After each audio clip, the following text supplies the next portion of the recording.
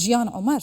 اندام پارلمان آلمانیا لسر لیستا پارتیا کسکو بردف که کاروبارین کوچ و پنابریه لبرلینه دپرسم هجای جیان تو بخیراتی کردستان 24 اف حکومت هاتیا را گهاندن لألمانیا پیشوازی لها تکرن دمکی دا کو کرد و همو پیکاته اندی لسوریا روجاوای کردستان جینا رازینه اسلاف ریز جبوه و جبو تماشوانی هیجا براستی استخوازم الویدر هناك سراست بكمنا ألمانيا پیشوازی کر لی او کسی بالیوس خانه ألماني دا کارد که مسئول ملف سوريا گوتا گم دبیننا گاوه کی اما هیجای جیان او نونر ألمانيا یا لسوريا افته چواته يعني نه ألمانيا او سر بخود بیجا وی گوتنه سر بخود پیشوازیت که ناز نابێژم سەر بخۆ ئاخوێ لێ وەختەی گۆ بڕاستی هاتوبە پیرۆزکردن برەنگێکی فەرهد ئەڵمانیادا وێ وەزیرە دەربە وێ حکوومەتە ئەڵمانی بریارەکە فەرمی دابا وێ گوتبانە ئەم پیرۆز دکنە عرفی دیبلۆماسی دە وەختەی گۆ دهێلنە کەسێکی وەکە شتێفان شنێک vê تصریحê bidê didê xuyakirin ev divê bi zimanê dîplomasiyetek meselê fêm bike tê wilo fêmkirin ne gelekî razî hikûmeta Almanî ji vê meselê lê nexwa wextê ku birengekî dî wextê hikûmet têne avakirin serokê komarê yanî wê Olaf Scholz wê pîrozbahî kiribana ev jî nameya di erfê dîplomasiyetê de tedrîciyet yek diçe meselê lê ez dikarim ji te re bêjim çapemeniya Almanî de nameya Almanî de hate gotin ev hikûmeta henê bêhtir nêzîkî rengekî tenê nêzîkî Ehmed Şer'a bêhtir rêya wêna İslamiya ev jî çapemeniya Almanî de gelekî belav hate kirin yek kes tenê Xristiyan bê yek jî yekî Kurd danî bin lê ne bi navê Kurd hatiye hilbijartin yanî wextê got kesekî dêne Kurd ka ew çi xizmet ji milletê Kurd re kiriye bi dengê Kurd hatiye hilbijartin yan jî weke we got raporta xwe de bêhtir nêzîkî Ehmed Şer'a û ji beriya nêzîkî Ehmed Şer'a bê nêzîkî hikûmeta Beşar el-Esed û ew kesê dibêjin Kurd e. Başa aha li ser vê gotinê ez dê bisekinin mesela rêveberiya xwe ser peyadê jî vê gotinê dike heykelê vê hikûmetê ji hikûmeta bereya Esed têda desthilat bû zêde fereq nîne ev tê çi watê براستی خوندنا مجی اوا یعنی خوندنا من جدایا از یکی سر بخوما از دبینم اف حکومت هنی برنگی گو کارت که احمد شرع اف ریوبریا گو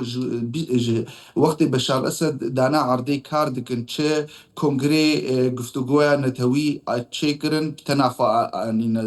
آستی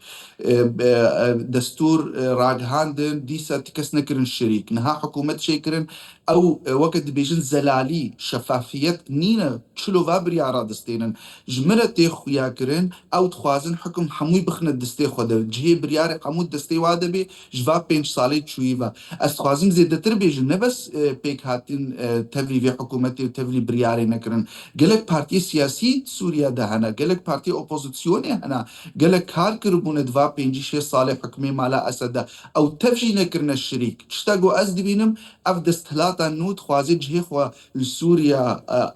چه بکی و 5 سالی وری جبو تیکر سما کاربی و راکی تمام وکه پارلمانتره که کرد لپارلمان آلمانیا و پرسه برسف بده هجای جیان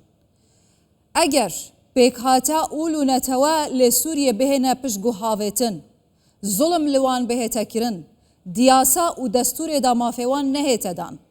بجدار نبند جمکین دستحالات حکمرانیه فرقا في دستهلاتی دگل یا پیشوتر چیه جبو ولاتکی وکی ألمانيا؟ تفرق ام تيدا نابينن ووزيرات درفيا ألمانيا وقتي قول سردانا يكم تشو شامي بنابي يكيتيا أوروبا آخذي قول دوي جهي حمو بيك هاتيا تيدا هبي وكرد بنافكر قول ملتي كرد دوي شريك من دوي حكومتي دا دوي شريك من دوي ولاتي دا و استخوازن بيجم ام دشوبينن تشي بالويدري واف كسيل اوروباي دشوبينن تشي السوريا بريفا دشي هاجر نبي براستي ولاتك ديمقراسي ما في ملتي دا تيدا هبي بلا احمد الشرع جي بارتي كخوتشيكي بلا بارتي كاسلامي بي لي بلا ني برنجك ديمقراطي خدمتها ملت بكي ودرفتي بدي حمو كسا كار بكن تيدا وبهيرا بس از فيغوت نيجي بيجم از وكيكي كرد دبينم باشترا جو هر هريمك بهتر ملتي وينا خبريفا ببن اف رنجي حكم وكل المانيا وكل فا دولتي فيدرال بهتر لسوريا تيج برگو سوريا پارچه بود و 14 سالی چویده سوريا نيكا سوريا بارشكريا حتى توينا بكي هنا هفدو دويت واملتا بكي الشريكي براستي راستقين نشريكي بدا بنافتني باش ئەوە جەنابێ هەوت بێژیتن ژیەکێ حتا داویە لە پێش چاوێ ئەلمانیا جەنابێ هەوەلێ هەموویەکێتی ئەوروپا و ئەمریکایە چێ دبە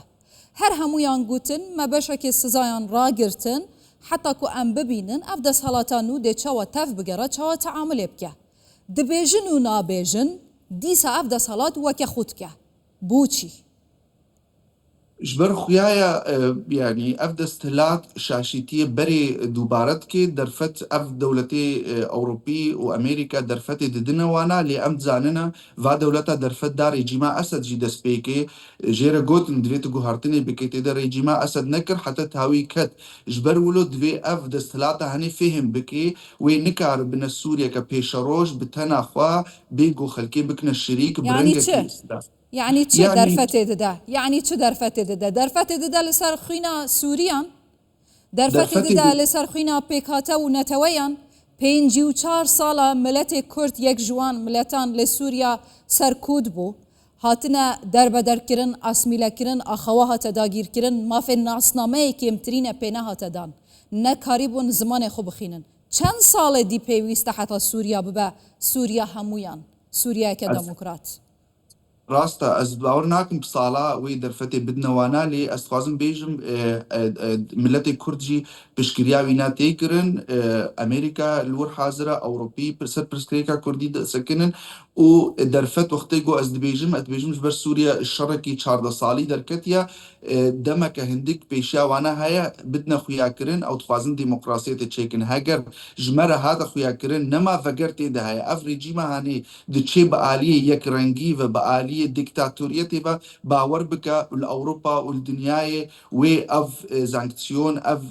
عقوبات يقول سر سورينا ونرى بن ويزيد ترببن وبهتر أف بيك هاتي دهريم خود بشكريا وانا وريكرن درفتك هندك البيشا أحمد الشرع وفيري فبريا وينايا قول خفقرن أف ريا قول تيدا دتشن نريك راستا نريك قول سوري بيش بخي مظلوم عبدي ريكفتنك دقال أحمد الشرع كر ريكفتنك يا سي قناغي جبلي دو قناغي كم دا تفلي كرنا هزن سوريا ديمقراط دناف ارتشانويا سوريا مسألة بجداري كرن و تفلي كرنا كردان دهمو جمجين دس حالاته ريفبري و حكمرانية بوچي سرنگير دوي قناغي دا اگر نها سرنگيره ده نافا نرازيبون انا كسي پياده ريفبريا خوسر پیشهاد ده چبن يعني كرد لسوريانو ده جهوال كيف بيت نها مرخن قالك الريفابريا أحمد الشرع إسلامية كر اللي به لا أموكا كرد أم نهاتشي كردي وأمجي كرد أكراني كردي دا أخبن كرد جدوي بأركي خرابن بكاري خرابن أم نزانن أو قاغتا أحمد الشرع بمظلوم عبدرا مذكر السرش أساسي بمخابن فجأة هاتا مذكرين ولايين كرديجي تفلي برياري نكرن شريكي برياري لينا مشكلة نها أم قافك بيش هاتنا أستخوازم گو پارتی کردیجی چه انجمنان اجتماعی به چه ریوبریا خسر به اوجی هلوست خو بدنا خویا کرن هر نشامه لشامه جواتا چیکن نرازیبونا خو بدنا خویا کرن يعني دوی اوجی کاری سیاسی کن دوی نمینن لیان کردی پارتی کردی الهیویا اوروبا و دنیای او جوار مافیا بستینن دوی او مافیا خو بستین وقتی گو از بین بس از بین نمونه بیج وقتی گو رژیم صدام حسین دانا عرضی عراقی دا كردي باشور خو حاضر كربون بيك دنگي دا آخوي بون پلانا واها بوكاري بون ريفا بريك الهريم خو بدنا بيك آني لأز في تشتي في كاري هنيد ناف كردي روج آفاد مخابن أزنابين بارتي سياسي بتايبت اي انجمني بتنا خو كار دكن تكسي ناكن شريكي خو وداوي نكارن اوجي تشتكي بيك بين از هيفيتكم اوجي فيناش خور بكنا نمونا قول سر كاري خو برابن بارتين جناب هوا جيبا حسكري أنا كسي ولقينوان بيانكي ولقينوان كمبونكي أنجام ده قوتن أرينينا بجهن ريكافتني وبهفرا بتشنا شامي بحولن بردوام جناب ساروك مسعود بارزاني هي فيك تشيبو لي تنابيني اف يكنبونا مالا كردي لرجافاي كردستان سوريا وك نقطة ضعفك يا جبو كردان شام وفرصة دبنا لدجي كردان برياري بدا يانجي كردان تهميشكا باش تقوه باويجا داخل واش صدي صد وصايا از دبينم جي سراغ عندنا عربي جي سوري جي دبيجن كما كرد تخوازن كرد بخون الهفن جبر ولو اف دبي نقطة ضعف وكتاغوت يعني نا ديلي كرد قلس ببنت سوريا دا از نابيجن بلا كرد ببنيك از كسكي ديمقراطم الالمانيا ديمقراطيك دجيم بلاني كرد هريك بارتي وهبن وهالوستي وهبن اللي بلا هالوستا وايا نتويت سوريا دا يكبي چدا خوازا وايا ايرو انجمنا اجتماعية كردي وكسي سربخوا وريفابريا خسر چت خوازن ما في ملت كرد سوريا بيشروج دبي بلا السروينا يكبن لي بلاني هالوستي واي بارتي هبن لي اف حتنها نبو مخابن اف صالي 14 صالي شوين درفت بو قول سيرفي كار بكن سركار نكر تبلي قومل قلك جها قوت دفيهن هالوستا قو حاضر بكن جروجا كولو وي بشار اسد بكفي دفيهن قولون حاضر بن جروجا كولو حاضر ياخو نكرن لينها بلا رابن باركي خو بلا بيجن هالوستا ماتشيا ام سوريا كا ننافنديت خوازن ام خوازن ما في ملت كرد د حكومه دانو دهبي ام خوازن بارچه بكنا ريفابريا سوري تمامتي چيناب دستي حكومتك التاني الشامي دروني بلا هرن الشامي بشتيفان شنيكر في بردفكي وزارة الدربية ألماني رون المنتي تداخواز كرن قوب شتيفان شنيكرا لباليوس خانة يا ألماني رون بيجن تشما وبيروس كريا أفقافا هني تبليغو لا تبليغين أبونا أفتف كاري سياسي كارو باري سياسية دوي بارتي سياسي بي رابن مخابن قال لك سباس هجاي جيان عمر اندام برلمان ألمانيا لسر لیستا پارتیا کسکو بردفکی کاروبارین کوچو پنابریه جبرلینه تو هر هبی هجاي جیان